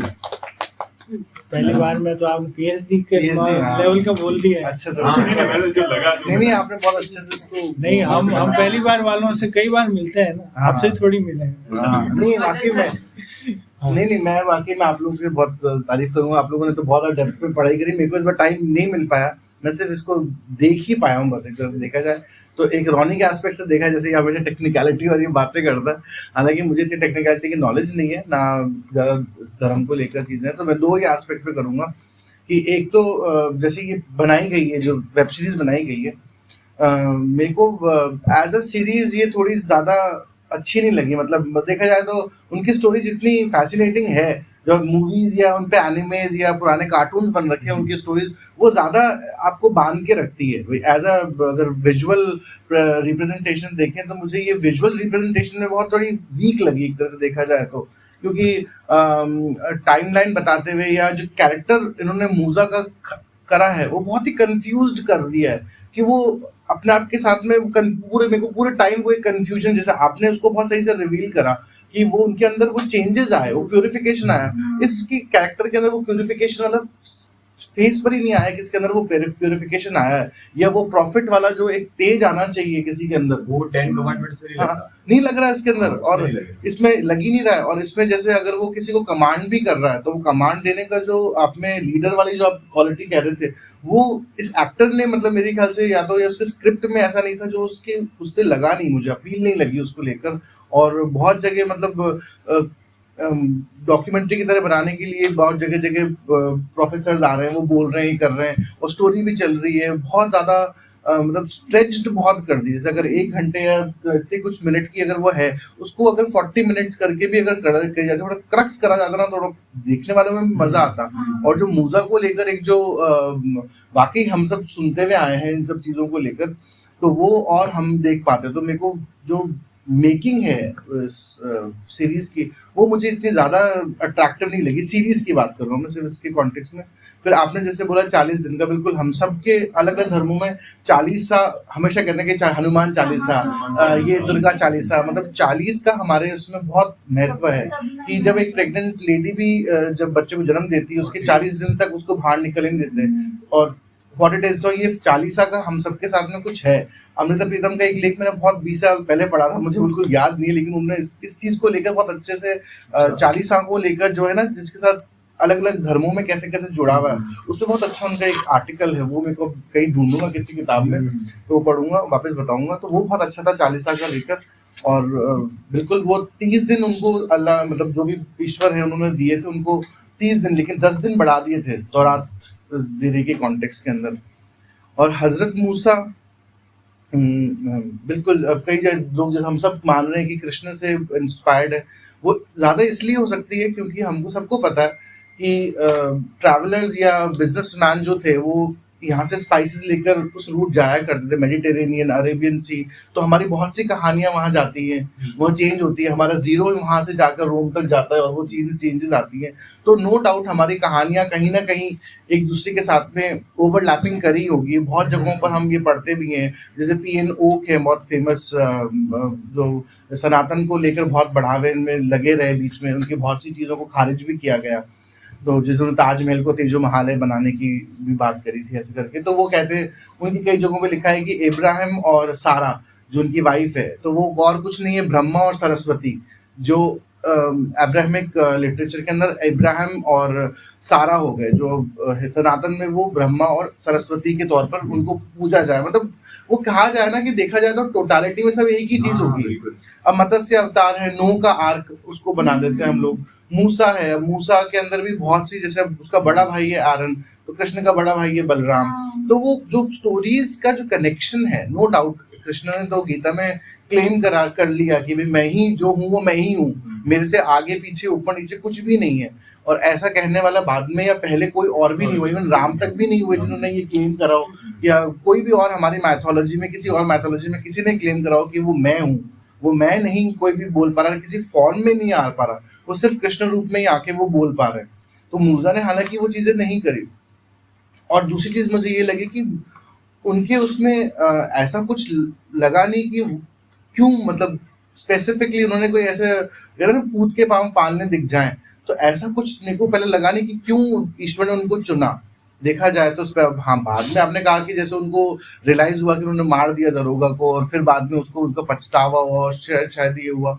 लेकिन वो एक और, मुझे शायद आप पढ़ के और बताना मुझे कि वाई मूसा को ही क्यों चुना गया। हाँ, कि हमें को बिल्कुल ही जानना था कि मूसा को ही क्यों चुना गया, कि भैया इतने सारे और भी लोग थे और भी अत्याचार सहन कर रहे थे, और जब अत्याचार होता है तो शायद उसमें से कोई निकले, पर ईश्वर ने उसको एक अलग निकाल को लेकर थोड़ी सिंपैथी बहुत ज्यादा थी उसमें। उसको एक क्लैरिटी थी कि something wrong is going on with the people. नहीं, वो रॉन्ग तो, और वो हर पॉइंट पे अपन को नजर आता है in the film 10 commandments. 10 commandments 4.5 घंटे की मूवी है, पुरानी वाली मूवी है, वो इम्पैक्टफुल थोड़ी लगती है, बहुत डिटेलिंग में बताया है वो जर्नी के थ्रू। इन द एंड कैसे उसको वो एक लॉ दिखी, उनको वो लॉ दिखी, तब हमें रियलाइज होगा अच्छा इसको क्यों चुना है, हम फील कर पाएंगे। हाँ, तो वो वाली में कि वो मुझे चुना जाए ना, वो ज्यादा इसमें मेरे को डॉक्यूमेंट्री में इम्पैक्टफुल कम लगा कि वो चुना क्यों गया। मतलब होता है ना, जो आप इतने सारे प्रोफेसर बात कर रहे हो, वो उसको लेकर ज्यादा मेरे को डिटेलिंग नहीं लगी, जो आपको लगता है कि हमको और चीज जाननी चाहिए या वो लीनियज को और जानना चाहिए उसको लेकर। तो वो एज मैं इस डॉक्यूमेंट्री के कॉन्टेक्स्ट से बात कर रहा हूँ कि मुझे वो चीज थोड़ी सी कम लगी। डॉक्यूमेंट्री में थोड़ा सा इस ये जो फीलिंग का जो जैसे मैं आपसे बात कर रहा हूँ, एक फीलिंग शेयर कर रहे हैं अपन, तो डॉक्यूमेंट्री में ये चीज लैक करती है, बहुत ज्यादा लैक कर रही है। फिक्शनलाइज करते हैं तो हम उस चीज को बढ़ावा दे सकते हैं, पर आप फिक्शनलाइज भी मत करो ना। पर आप जैसे अगर इसको इस तरह से ही बना करते तो थोड़ा सा इम्पैक्टफुल होगा ना। हाँ, डॉक्यू ड्रामा एक अलग कैटेगरी में आ जाता है। अगर ये प्योर ड्रामा होता ना तो शायद हम उस इमोशन को फील कर पाते। दोनों के बीच, पर वो ड्रामा भी बहुत ज्यादा, ड्रामा भी नहीं, मेरे को वो बांध के मैंने जब इसकी रिव्यू पढ़े ना, इन्होंने शेयर किया था, तब मैंने देखा उसमें लिखा हुआ था 10 कमांडमेंट देखी है तो शायद इसको देखने की जरूरत नहीं, क्योंकि अच्छे से बनी भी नहीं है। हाँ, क्योंकि ये डॉक्यू ड्रामा है, डॉक्यूमेंट्री। भाई मैं एक सिर्फ सिंपल एक देखने वाला व्यक्ति हूँ, मैं एस्पेक्ट नहीं, लेकिन अगर मैं एक ऑडियंस के तौर पे देख रहा हूँ तो वो मुझे कितनी अपील करी, मैं अपना बस वही एस्पेक्ट रख रहा हूँ कि मुझे वो डॉक्यू ड्रामा, अगर आप जैसे अपन हिस्ट्री करोगे, जैसे अगर आप हिस्ट्री चैनल पे अपन देखते थे, वो आता था एंशिएंट एलियंस करके, अब वो कितना इम्पैक्टफुल था, वो जानबूझ के बनाया हुआ था। मान लिया मैंने, आपको कनेक्ट कर रहा है, अपन को वो किक दे रहा है, लेकिन यहाँ पे किक मत दो आप भले, लेकिन उसको एक थोड़ा सा कसा जाए, स्क्रिप्ट को थोड़ी कसी जाए। ये रिलीजियस है ना, तो इसके ऊपर इतना एडल्ट्रेशन नहीं कर सकते अपन के, वो करो ही मत ना, पर लेकिन उसको मतलब थोड़ा मेकिंग या एक्टिंग है उसके एस्पेक्ट से मुझे थोड़ा सा उसका एस्पेक्ट थोड़ा डल लगा मुझे, उसको देखा जाए ना, मतलब उसको लेकर थोड़ा क्या है कि स्लो बर्नर, धीरे धीरे स्टार्ट होता है। अगर आपका टेस्ट अभी भी वैसा नहीं है, या मतलब टेस्ट बदलते रहते हैं, या उसको भी कोई देख लेता है तो उसको लगेगा थोड़ा सा धीमा चल रहा है, थोड़ा धीमा चल रहा है। हालांकि हम रील बाज की दुनिया में मान लिया, लेकिन एक थोड़ा सा एक जो अपन को लगता है कि हाँ ये थोड़ी सी राइटिंग थोड़ी सी और जीसस क्राइस्ट की सीरीज है द चोजन। अब द चोजन जो है एक्चुअली जब स्टार्ट हुई थी ना, तो पैसे लोगों से फंड हुए थे, भले इसको फंड करो, हम आगे का सीरीज बनाएंगे, फंड करो, पैसे लाओ, हम आगे का सीरीज बनाएंगे। अब नेटफ्लिक्स पे या कहीं पर आ चुकी आगे है, आगे अब ये पूरी आ चुकी है। 2 सीजन आए वो हैं भी शायद। स्लो बर्न है, पर उसमें आप ये फील कर पाओगे कि जीसस को ही क्यों चुना, हाँ जीसस ही क्यों है। नहीं, जीसस के तो जैसे कहते हैं ना, वो तो वो एक son of God बचपन हो से ही, गया, हाँ हाँ। वो जो पैदा होने पे ही उनकी हाँ, प्रोफेसीज निकलने शुरू हो चुकी थी। गॉडली आइडेंटिटी हम उस जीसस क्राइस्ट में देख पाएंगे, मतलब हम फील कर पाएंगे, हाँ भाई हाँ, और जैसे आपने बोला कि भाई जन्म लेते हैं या आते हैं, बिल्कुल आते हैं। हर मतलब एक अच्छी एक किताब है चित्त शक्ति विलास स्वामी मुक्तेश्वरन की, नित्यानंद जी की, सॉरी। तो वो क्योंकि वो एनलाइटेंड हो चुके थे, तो उन्होंने उसको, उनको लिखने का उनको मिल चुका था, तो उन्होंने लिखा कि बिल्कुल जैसे अलग अलग लोक हैं, वैसे उसमें गुरु लोक जो हमारा एक कहा जाता है, उस लोक के अंदर जो ये पवित्र आत्माएं जो रहती हैं, मतलब जैसे चाहे ईसा हो, नानक हो, मूसा हो, चाहे पैगंबर साहब हो, मीरा हो, कभी जो भी पहुंच चुकी है, साईं हो, वो उस जगह पे रहती हैं। और हम जैसे जो हिंदू लोग जो मानते हैं कर्मों का बंधन, या हम जब जन्म लेते हैं, तो वो जब जन्म लेती तो वो कर्मों में बंधन में नहीं बनती, वो सिर्फ आती है ईश्वर का संदेश देने, काम करने। और नो डाउट उन पे हम देखते हैं, उन पे जुल्म भी हो रहे हैं, उनके साथ अत्याचार भी हो रहे हैं, क्योंकि वो इतनी पावरफुल सोल्स हैं कि वो उसको सहन भी कर सकते हैं। जैसे हम लोग अक्सर सुनते हैं कि ईसा के साथ कितना अत्याचार हुआ, कि उनको इतने कीलों से करा गया, मतलब इतना दर्द तो कोई और सहन ही नहीं कर सकता। वो क्यों कर सकता है? क्योंकि वो भेजे ही इस काम के लिए गए हैं। नानक या जो हम लोग सुनते हैं, वो इतना क्यों सहन कर पाए? क्योंकि वो जो भेजे ही उस पर्पज से जाते हैं, वो करते हैं, वो बंधन में बनते नहीं है, वापस जो है ईश्वर के काम के बाद में फिर बिना उसके उसमें चले जाते हैं।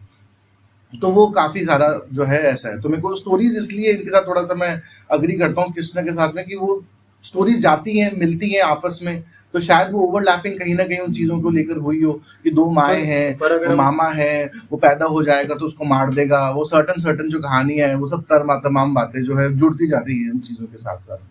लेकिन कृष्ण प्रैक्टिकल है सर, अगर उनको लगे कि इस युद्ध में हारना है तो युद्ध छोड़ देंगे। वो तो खैर है। अब जब जरासंध, अब जैसे कहा ना कि वो रेगिस्तान में चले गए, कृष्ण भी मथुरा छोड़कर द्वारका की तरफ आ गए, तो वो रेगिस्तान में आना ही हुआ उनका, तो रेगिस्तान में आना हुआ उनका, जरासंध से बचने के लिए, करने के लिए। तो वो तो है ही। और हम कह रहे हैं कि मूसा ने उनको मार दिया, जब देखते थे कृष्ण तो शुरू से अंत तक मारते ही जा रहे हैं। वो तो मतलब कोई और जैसा, अगर जो सनातन नहीं मानता है, मतलब जो बिल्कुल और चीज में कट्टर हो किसी और जगह से, वो तो कहेगा तुम्हारे भगवान कैरेक्टर है वो, कि तुम्हारा भगवान तो हर चीज को मारता ही रहता है, और तुम उसको इतना ग्लोरीफाई करते हो, चक्र से किसी को मार देता है, किससे मार देता है, छल से मार रहा है, मतलब प्रैक्टिकल। हाँ, वही तो कह रहे हैं हम अपन लोग, क्योंकि हमारा एक एस्पेक्ट हम अपने दायरे में सोचते हैं, तो हम उस दायरे में सोचते हैं कृष्ण को, हाँ उसने बहुत लॉजिकली चीजों करा। जो नहीं जानता उन सब चीजों को सोचेगा, अरे ये तो चोरी करता है, लड़कियां छेड़ता है, कपड़े चोरी करता है, मतलब जो सर्टेन एस्पेक्ट्स जो इंसान सोच सकता है, वो उन सारे वो कांड दिखते हैं। कहा जाए आज के जमाने में कांड है वो, रिलीजन के अंदर जो है ना डेप्थ बहुत ज्यादा है, बहुत ज्यादा है। अगर हम जो चक्र चल रहा है उसके पीछे भी बहुत गहराई है, मतलब हमें इतना पढ़ना पड़ेगा जिसकी कोई हद ही नहीं है, अनंत है वो। जैसे आप कह रहे हो आदम ईव, तो इसमें मनु और शत्रुपा है जो संज्ञा सूर्य से उत्पन्न होते हैं, तो मनु पहला व्यक्ति है और शत्रुपा जो है उनकी पत्नी है, उनसे ये आते हैं। तो आदम हवा की जो है कहानी उधर से, ये सारे आर्केटाइप्स। पर ये मोनोथीस्ट है ना, ये सारे मॉडर्न रिलीजन है। अगर हम मॉडर्न, हालांकि पुराना है, पर कॉस्मिक कैलेंडर से देखें तो ये इब्राहिमिकल रिलीजन जो है ना, ये सारे मॉडर्न है। इजिप्शियन और हिंदू ये बहुत पुराना है। तो यहाँ पर क्या है, चीजें ऐसे ही चलती है, इनकी डेप्थ बहुत ज्यादा है, हमें हर चीज को गहराई से देखना पड़ेगा। अब इन्होंने क्या सिंप्लीफाइड कर दिया कि ये रूल्स है, 10 कमांडमेंट्स जैसे मोसेस ने दे दिए, ये 10 कमांडमेंट, ये इसके अंदर मेमने का रक्त लगाना और मेमना खाना, इसके पीछे इस्लाम में जो है ना, मेमना ब्लड जो है हराम माना जाता है। ये यहूदियों के लिए ब्लड जो एक सेक्रीफाइस का प्रतीक है, वो ब्लड मतलब अपन बलि का भी देखते ही है, पर इस्लाम में बलि प्रथा कुछ है नहीं, उन्होंने तो रोका ही है। इवन है ना, यहाँ एक किस्सा भी है, मिस्र में पहले है ना, ये नील नदी के लिए भी कहा जाता है, स्टोरी चलती है कि नील नदी जो है खुद मांगती थी बलि के, एक औरत कुंवारी लड़की की बलि दो, और उस टाइम हमारे एक नबी मैसेंजर का भी आया है, कुछ मैं नाम भूल गई उनका, जब वो आते हैं तो उनको बोलते हैं कि है ना ये प्रथा है और आप करो, तो वो मना कर देते हैं कि मैं इस चीज को नहीं मानता, ये चीज किसी को मारे, कोई बलि मांगे तो ये चीज एक्सेप्टेबल नहीं है। तो कहते हैं कि अगर बलि नहीं दो तो पानी सूख जाता है, और इस स्टोरी में भी बता दे पानी पूरा नदी का सूख जाता है। और जब वापस वो मैसेज एक लेटर लिखते हैं किसी और को, तब वो कहते हैं कि आप उस नदी में एक लेटर भेजा जाता है। ये मैं स्टोरी भूल गई हूँ कहाँ से है, सोर्सेस सारे।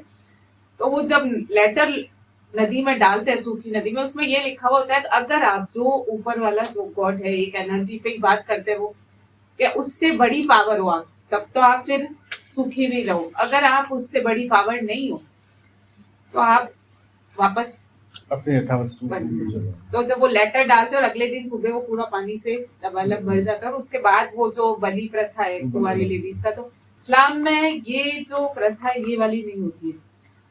कुर्बानी होती है वो बकरा ईद पे, वो अलग, अब्राहम से रिलेटेड है ना वो अलग कॉन्सेप्ट है एकदम। इवन उसका इजराइलियों वो के भी करना। जो स्टार्टिंग का जो है ना और देखा जो यहाँ जाए, मौत का फरिश्ते का हाँ। बताया है कि वो न्याय होगा, वो तो इसमें ब्लड का कॉन्सेप्ट है। जो जूइस लोग हैं इनका बड़ा कनेक्शन है, इनका बलि प्रथा, और इनको बहुत ज्यादा ये है, तो इसीलिए वो इनसे है। इस्लाम में इस थ्योरी को नहीं है। अब्राहम ने भी अपने बेटे को सेक्रीफाइस वो देने के हाँ, लिए लेके उनके आया था, सपने में आता है, दिया गॉड था। कहते हैं फिर अपना वो बेटा लैम्प रख दिया था sacrifice गॉड करो। ने हाँ। उसकी जगह। तो वो सेक्रीफाइस के लिए अब ये होती है। और वैसे हाँ। भी कुरान के अंदर कुछ एनिमल्स का ही बताया है, सारे एनिमल्स नहीं है, जिनकी नस्ल बहुत जल्दी बढ़ती है, क्योंकि ये फूड चेन भी यही बस है हाँ नहीं फूड क्या? चेन हाँ। को लेकर हाँ वो सब और यही अगर था, इनको और क्या। बकरों को और नहीं करे, तो जैसे बढ़ बकरे जाएंगे, हैं, हाँ। ऊंट है, अगर इनकी बलि ये कुर्बानी नहीं की जाए तो इनकी नस्ल बहुत जल्दी बढ़ती है। नहीं, तो वो जमीन उसका पे कहते हैं कि ये कॉन्सेप्ट ज्यादा भी है ना, जल्दी- ऐसा कुछ था कि वो अब्राहम को बोला गया कि तू तेरी सबसे चहीती चीज जैसे बहुत ज्यादा अटैच Sacrifice कर रहा हूँ। वो अपने लेकर आ। बेटे को। तो अपने बेटे को हाँ। लेकर आता है। आप आँखों खुदा पे भगवान पट्टी देखकर बांध खुश के हो और जाता वो, है हाँ। कि यार तू तो अपने बेटे को लेकर आ गया, तो वो बेटे को हटा के वहां पे एक लैम्प रख देते हैं। तो वो Sacrifice बकरे को भी शायद बहुत पाल पोस कर और ध्यान रखते वो हैं। कहते हैं हमारे तो ये यही है क्या, पाल के करो, ताकि वो पूरा पाल सेक्रीफाइस पोस की के। जो फीलिंग है बट वो अब क्या आए। है, खरीद के आते हैं और हाथों हाथ ही कर अब देते हैं। तो वही तो मेरा तो दोस्त सर, है। कितना care सेरेमोनियल करनी हो पड़ती गया है। कि सेरेमोनियल चाइल्डहुड फ्रेंड है हम तो बचपन का, पालते हैं, हैदर अली। हमें पता है, मेरा नाम रखे मैं डोरेमोन और नोबिता। मेरा तो क्या बचपन का दोस्त है हैदर अली, बचपन का ही फ्रेंड है। लानी पड़ी। तो वो बताता रहता है, हम तो खरीद के आते हैं और काट देते हैं। आप जैसे मूसा का कह रहे हैं ना, हाँ। जो मैंने कहा बनी इजराइल, जो याकूब थे, उनके 12 पुत्र हुए थे। उन 12 पुत्र से 12 कबीले बने थे, और उसी एक कबीले में मूसा थे। तो जिसमें ये एनलाइटनमेंट की या ह्यूमैनिटी की पावर होती थी ना, उनको चुना जाता था। वो तो उसमें फील इसीलिए होता वो है इस पूरा। फैमिली हाँ। से ही बिलोंग कर रहे थे, जो अब्राहम की फैमिली के वंशज है ना, उसी फैमिली से। इस सीरीज में ये फील नहीं हुआ होगा मेरे को हाँ वो फील नहीं आया ना, इसलिए फिर तो। इसमें एक और बात कही गई है वो गैब्रियल द्वारा, हम्म। कि विश्व में कुछ आतताई लोग हैं, उसमें से फेरो और सैटन हुए वो सबसे ज्यादा थे। तो सैटन की कोई कहानी सैटन की तो बहुत सारी है, फेरो की भी है इस्लाम में। और सैटन का तो है कि जैसे जब ऊपर वाले ने सबसे पहले जो एंजल्स बनाए थे, उसमें सैटन और ये दोनों, लेकिन दुनिया में कहते हैं पूरे वर्ल्ड में या हमेशा से सबसे ज्यादा वर्शिप ऊपर वाले की सैटन ने की थी। ये शायद आपके पैराडाइज लॉस्ट में भी जॉन मिल्टन की जो पैराडाइज लॉस्ट है उसमें भी ये चीज दिखाई है कि किस तरह से जब एडम और ईव को बनाया जाता है, आदम को, और तो गॉड है ना, सैटन एंजल्स को कहता है कि इनके सामने सजदा करो, तो वो मना कर देता है, मैं सिर्फ आपके सामने करूंगा, बाकी किसी के सामने नहीं। इसीलिए उनको सैटन बना के हेल में डाल दिया जाता है दोज़ख में, और फिर वहां से स्टार्ट होता है। तो सैटन की भी बहुत सारी है। वो एप्पल जो था ना, वो भी एक सैटेनिक एनर्जी थी, हाँ, जो एडम खा लेता है। तो सैटेनिक एनर्जी यहाँ पर ये चीज है जो रियलाइजेशन हमें है, हाँ। जो हमें कुरान में तो है बहुत सारी डिटेलिंग, जो हमें डेविल वाली चीजें अट्रैक्ट करती है कि यार मैं ये कर कुरान लेता में हूँ जो यार। सिविलाइज होने का 130 तरीका है, है, 136 है। 136 बार मूसा है। तो ऐसा कोई सूरा है जहाँ पर कोई विशेष कोई कहानी हो जिसके बारे में? कुरान पूरे में मतलब Order लॉजिकली भी है, मतलब कुरान के जो चैप्टर्स है अलग अलग टाइम एरा में है। कुछ मदीना में चैप्टर्स के अंदर वर्सेस थे, जैसे कुरान जो हम अरबी में पढ़ते हैं वो तो है, उसके अंदर जो है यूनिट्स है 30 यूनिट्स, उस 30 यूनिट्स में 114 चैप्टर्स है, और उन चैप्टर्स में भी वर्सेस है अलग अलग। और उन वर्सेस में भी क्या, कुछ लिखी गई थी मक्का में, कुछ मदीना में, टाइम पीरियड भी वो फिर अलग हो जाता है। नहीं, मैं ये जानना चाहता हूँ कि मूसा की कोई कहानी किसी मूसा का से? ये सारे है उसमें, ये लाठी वाला और ये सब, उसके अलावा भी बहुत डिटेल में है सारी चीजें, पर उनको सबको कनेक्ट करना पड़ता है क्योंकि अलग अलग टाइम पीरियड में आई है ना। तो चैप्टर जैसे सेकंड चैप्टर है उसी में स्टार्ट हो जाता है।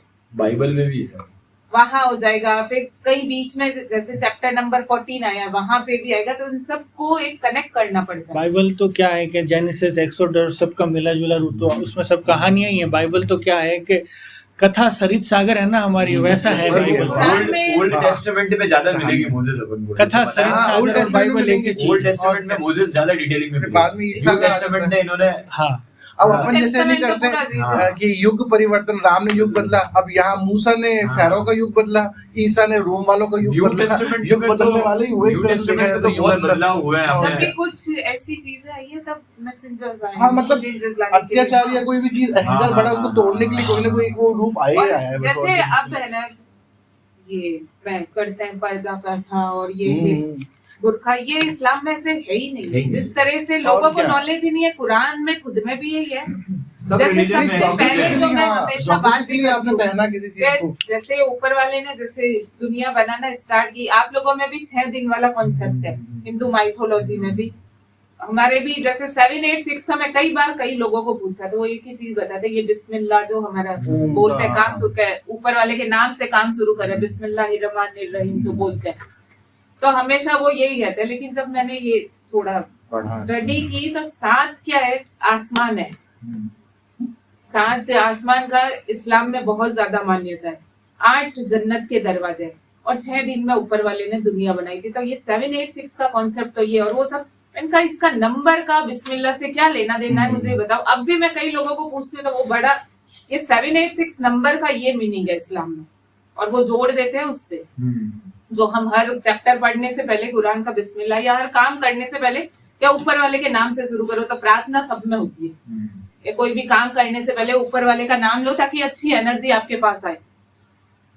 तो लोगों को नॉलेज नहीं। जब मैं उम्रा पे जा रही थी उस टाइम मैंने कुछ टाइम पहले मौलानाओं को मैंने पूछा कि जो हम ये काबा के अपन 7 राउंड्स में एक तवाफ होता है, ये क्यों पढ़ते हैं, कहाँ से इसकी स्टार्टिंग कैसे हुई, इसके क्या लॉजिक है, इस कॉन्सेप्ट को आप मुझे समझा। तो उन्होंने मौलाना साहब ने कहा आप इसमें ढूंढ लो मोबाइल में। मैंने कहा अगर मैं सब चीजें मोबाइल में ढूंढूंगी तो आप लोग क्यों? आप लोग क्यों, सही बात है। क्योंकि उन्हें खुद को भी नहीं पता होता। हाँ। आलिम होना और मौलाना होना दो अलग चीज होती है। फिर बहुत मैंने ये पढ़ा तो तो हमारी सब जो धर्म first- पर लागू है। हाँ सब सब पर लागू जैसे है। आजकल के पहले तो कोई जो हमारा फर्स्ट चैप्टर है, आयरनी है बड़। हाँ, अनिरुद्धाचार्य जी को देखो। कृष्ण भगवान की भी जो बच्चे की फोटो है जिसमें एक हाथ में बांसुरी बजा रहे हैं, पाँव का अंगूठा चूस रहे हैं, आपको पता हो तो। हाँ। अब ये मैंने बहुत पंडितों से पूछा, मैंने कहा इस फोटो का मतलब क्या है जरा बताओ। नहीं, उनको आंसर ही नहीं मतलब पता। पर तो है जब उसका मैं मतलब कैबिनेट है, जब उसका मैंने इस मतलब है, चीज को हाँ। पढ़ा ना तो उसका मतलब 7 ये है कि बांसुरी बजाना इंटरटेनमेंट और काम भी करना साथ में, वो और भी कुछ पकड़ा हुआ है। तो काम के साथ साथ आपको इंटरटेनमेंट भी करना है, बैलेंस में रहना है जिंदगी में। और क्या। ये डिटेलिंग मैंने गूगल पे पता करी। जब मैं पंडितों को पूछ रहा हूँ उनको पता ही नहीं आपको फिर हमारा किताबें जो पढ़ोगे first तो गूगल chapter जाना है, वैसे उसी पंडित है। में इसके अंदर भी फर्स्ट चैप्टर में 7 वर्सेस है सिर्फ। हाँ। फर्स्ट चैप्टर में सूरह फातिहा नाम है जिसका, उसमें वो कहते हैं वो दुआएं हैं। तो और 7 ही हम राउंड काट रहे हैं। इवन वो जो काबा है उसके पास कहता है मैग्नेटिक इफेक्ट जो है हाँ।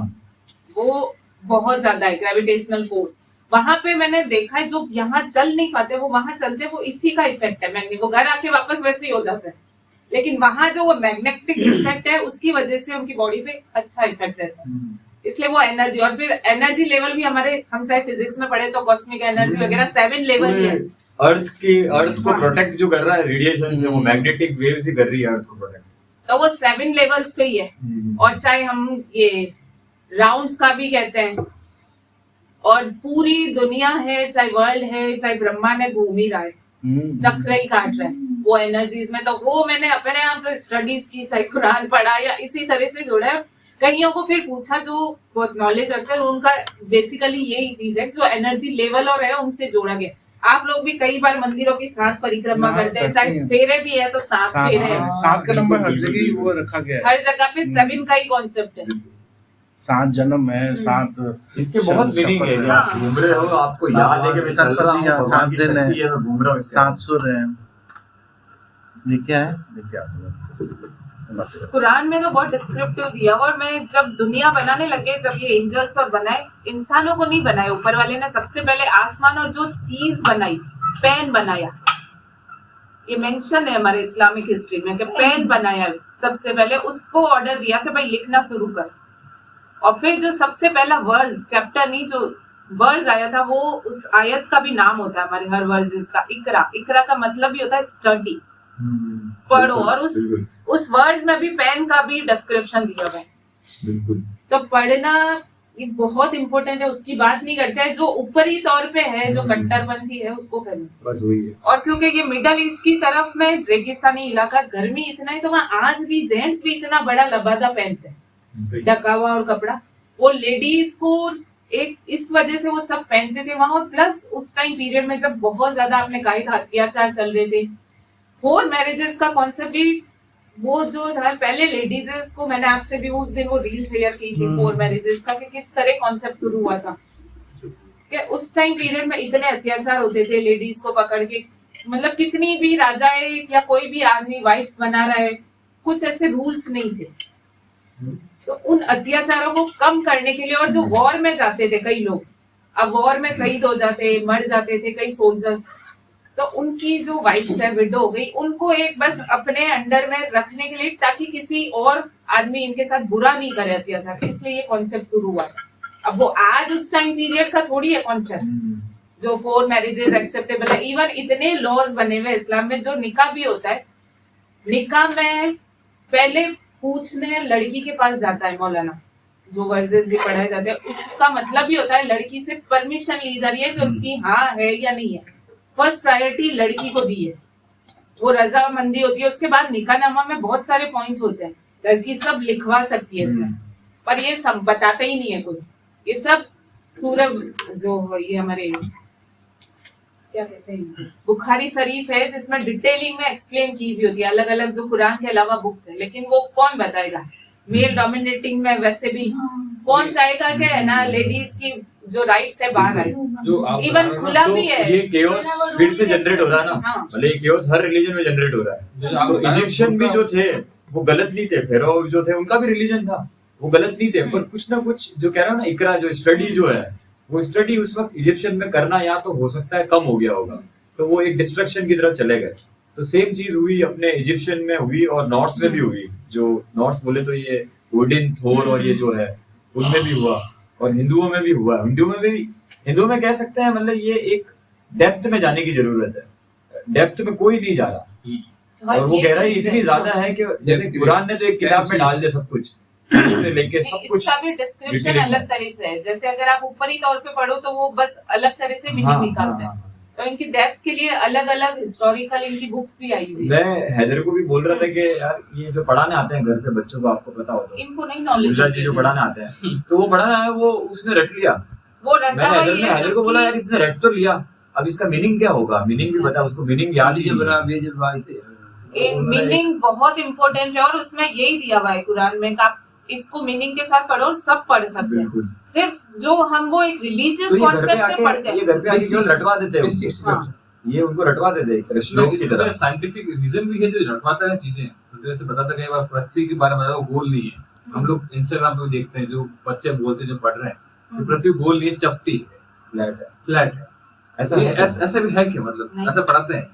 नहीं, ऐसा कुछ नहीं। मैं क्या करूँ, जो अलग तरह से मिस इंटरप्रिटेशन करते हैं, मदरसे से जो बच्चे निकलते हैं बोलते नहीं सर पृथ्वी गोल नहीं है, वो पृथ्वी फ्लैट है। वहाँ के वो जो मौलाना मौलवी जो बैठे हैं ना, वो भी तो मिस इंटरप्रिटेशन कैसे भी कर देते हैं। आप जो बता रहे हैं तो मिडिल ईस्ट में जब वहाँ पे रेगिस्तान इलाके में यहाँ तक कपड़े पहनते, तो वो कपड़े पहनते व्हाइट। आप महिलाओं को बोलते हैं बुर्का पहनो ब्लैक, इतनी गर्मी में ब्लैक बुर्का भी कर सकते हैं, कोई भी कलर का ब्लैक ही नहीं, वो ब्लैक तो के स्टार्ट हो गया था वो कलर, मतलब इतनी गर्मी में ब्लैक पहनना, ये आपको ऐसा लग रहा है वो ट्रेंड में आ गया, फिर चेंज वो कलर ट्रेंड में आ गया था एकदम। ये अगर आपको जानना है ना, तो उदयपुर में गौरा मुस्लिम होते हैं, वो हर तरह के बुर्का अरे ये एक बार है